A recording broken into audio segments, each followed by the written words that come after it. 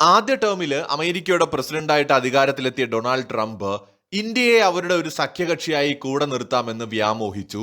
അദ്ദേഹം അതിനുവേണ്ടി കുറെ ശ്രമങ്ങളൊക്കെ നടത്തി. പക്ഷെ പിന്നീട് അദ്ദേഹത്തിന് മനസ്സിലായി ഇന്ത്യയെക്കുറിച്ചുള്ള തന്റെ കാഴ്ചപ്പാടുകളെല്ലാം തെറ്റായിരുന്നുവെന്ന്. ഇന്നത്തെ ഇന്ത്യയെ ട്രംപ് നന്നായിട്ട് മനസ്സിലാക്കിയിട്ടുണ്ട്. ഇന്ത്യയുടെ സ്വപ്നങ്ങളെക്കുറിച്ച് ട്രംപിന് നന്നായിട്ട് അറിയാം.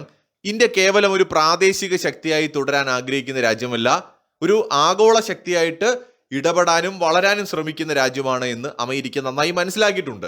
അതുകൊണ്ടാണ് ചൈനയേക്കാൾ പ്രാധാന്യത്തോടെ പല വിഷയങ്ങളിലും അവർ ഇന്ത്യയെ എതിർക്കുന്നതും ഒരു പരിധിവരെ ഭയപ്പെടുന്നതും. ഇവിടെ ഭയമെന്ന് പറയുമ്പോൾ നമ്മൾ മനസ്സിലാക്കേണ്ടത് അമേരിക്ക ഒരു എതിരാളിയായിട്ട്, ഒരു പൊട്ടൻഷ്യൽ ത്രെട്ടായിട്ട് ഇന്ത്യയെ കാണുന്നുണ്ട് ഒരു പരിധിവരെ എന്നതാണ്.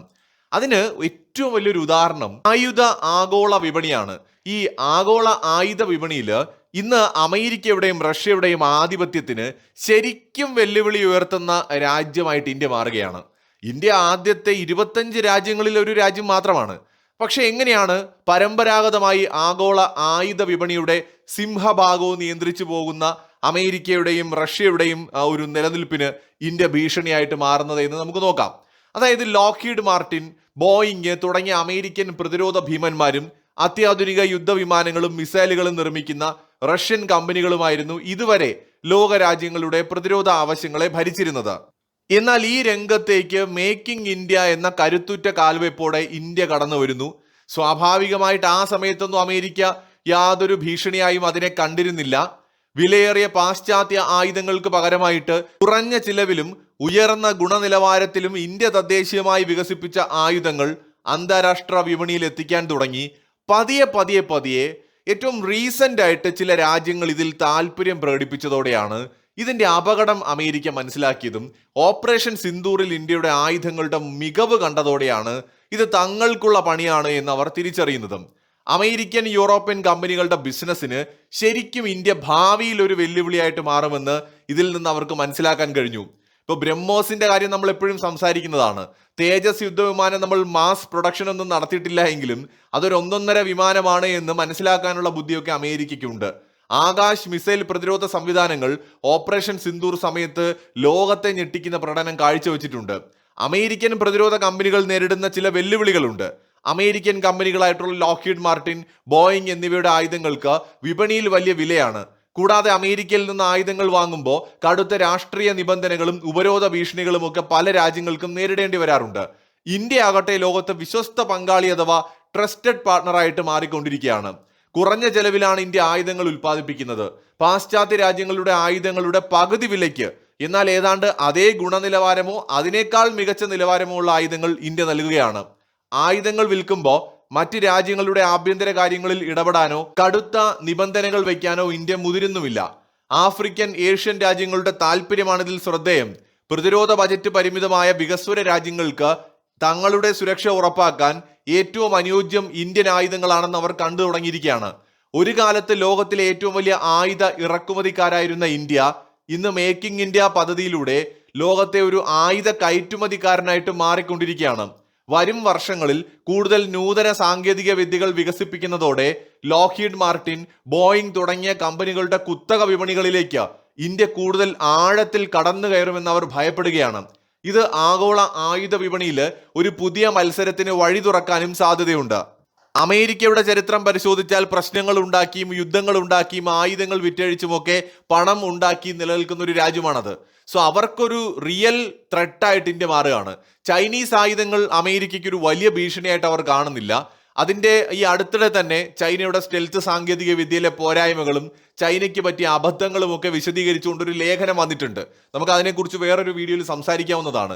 സോ ആ ലേഖനത്തിനകത്ത് വെനസ്വേലയിൽ ചൈനീസ് റഡാറുകൾക്ക് പറ്റിയ അമളി, അമേരിക്കയുടെ സ്റ്റെൽത്ത് വിമാനങ്ങൾ കണ്ടെത്താൻ കഴിയാതെ പോയതൊക്കെ പരിഹാസത്തോടെയും വിമർശനത്തോടെയുമാണ് ലേഖനത്തിൽ എഴുതിയിരിക്കുന്നത്. അപ്പൊ ചൈനീസ് ആയുധങ്ങൾ കാണാൻ നല്ല ചേലാണ്, പക്ഷെ കാര്യത്തിന് ഉതകില്ല എന്ന് അമേരിക്ക മനസ്സിലാക്കിയിട്ടുള്ളത് കൊണ്ട് തന്നെ അതൊരു വലിയ ഭീഷണിയായിട്ട് അമേരിക്ക കാണുന്നില്ല. ഇന്ത്യൻ ആയുധങ്ങൾ അങ്ങനെ അല്ല എന്ന് അമേരിക്ക മനസ്സിലാക്കിയിട്ടുണ്ട്. കാരണം ഇന്ത്യക്ക് ഒരേ സമയത്ത് പാകിസ്ഥാനെയും ചൈനയും നേരിടേണ്ടതുണ്ട് എന്ന തിരിച്ചറിവിൽ നിന്ന്, പരിമിതമായ സാഹചര്യങ്ങളിൽ നിന്ന് ഒരു ഘട്ടത്തിൽ റഷ്യയുടെ സഹായം കൂടി സ്വീകരിച്ച ഇന്ത്യ ഇന്ന് ഇന്ത്യക്ക് ആവശ്യമുള്ളത് ഉണ്ടാക്കിയെടുക്കുമ്പോൾ അത് ലോകത്തിലെ തന്നെ മികച്ച ആയുധങ്ങളായിട്ട് പരിവർത്തനപ്പെടുകയാണ്. അതൊരു നാച്ചുറൽ ആയിട്ട് സംഭവിക്കുന്ന കാര്യമാണ്. ഇന്ത്യയുടെ ഏറ്റവും വലിയ ഭീഷണിയായിട്ട് ഇന്ത്യ കാണുന്നത് ചൈനയും പാകിസ്ഥാനുമാണ്. ഈ രണ്ട് രാജ്യങ്ങളെയും പ്രതിരോധിക്കാനായിട്ട് ബെസ്റ്റ് ആയിട്ടുള്ള ആയുധങ്ങളാണ് ഇന്ത്യ ഡെവലപ്പ് ചെയ്തെടുക്കുന്നത്.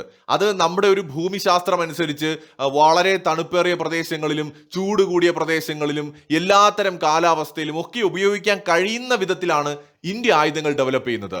സോ ഓൾ വെതർ വെപ്പൺസ് ആയിട്ട് ഇന്ത്യ ആയുധങ്ങൾ ഉണ്ടാക്കുമ്പോൾ ലോകത്തെ ഒരുമാതിരിപ്പെട്ട എല്ലാ രാജ്യങ്ങൾക്കും യൂസ്ഫുൾ ആയിട്ടുള്ള ആയുധങ്ങളാണ്.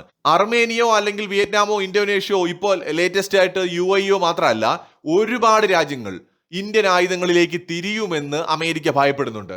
സോ അമേരിക്ക ഇന്ത്യയെ അവരുടെ ഒരു നാച്ചുറൽ കോമ്പറ്റേറ്റർ ആയിട്ട് കണ്ടു തുടങ്ങിയിട്ടുള്ളത് കൊണ്ടാണ് നമ്മുടെ എക്കണോമിക് ഗ്രോത്തിനെയും നമ്മുടെ സൈനിക ശേഷിയെയും അവർ ഭയപ്പെടുന്നതും അതിനെ പ്രതിരോധിക്കാനായിട്ടുള്ള പദ്ധതികൾ ആവിഷ്കരിക്കുന്നതും. നമ്മൾ ഇന്നത്തെ സാഹചര്യത്തിൽ നിന്നുകൊണ്ടല്ല ചിന്തിക്കേണ്ടത്. ഇന്ന് ഇന്ത്യ ചെയ്യുന്ന പല കാര്യങ്ങളുടെയും റിസൾട്ട് ഒരു 10 വർഷമോ 15 വർഷമോ കഴിഞ്ഞായിരിക്കും കിട്ടുക. 90കളിലാണ് ചൈന അവരുടെ സ്റ്റെൽത്ത് പ്രോഗ്രാം ഒക്കെ ശരിക്കും ആക്റ്റീവായിട്ട് സ്റ്റാർട്ട് ചെയ്യുന്നത്. അതിന്റെ റിസൾട്ട് ഒക്കെ 2010-15 ശേഷമാണ് അവർക്ക് കിട്ടിയത്. സോ അങ്ങനെയാണ് ഓരോ രാജ്യങ്ങളും. ആയുധങ്ങൾ നമ്മൾ ഇന്നിപ്പോൾ ഒരു പുതിയ വെപ്പൺ ഉണ്ടാക്കാൻ ശ്രമിച്ചാൽ അത് അതിന്റെ മികച്ച രീതിയിലുള്ളൊരു റിസൾട്ട് നമുക്ക് തരണം എന്നുണ്ടെങ്കിൽ 10-15 വർഷമൊക്കെ എടുക്കും. സോ അമേരിക്ക ഒരു 10-20-30 വർഷം മുന്നിൽ കാണുന്ന ഒരു രാജ്യമാണ്. നിലവിലെ ഒരു സൂപ്പർ പവറാണ് അവർ. സോ അവർ നോക്കുമ്പോൾ ഒരു 10-30 വർഷം കഴിയുമ്പോൾ അവർക്ക് ഏറ്റവും കൂടുതൽ ഭീഷണി ഉണ്ടാവാൻ ഇടയുള്ള രാജ്യങ്ങളിൽ ഒരുപക്ഷെ പ്രയോറിറ്റി അവർ കൊടുക്കുന്നത് ഇന്ത്യയായിരിക്കാം.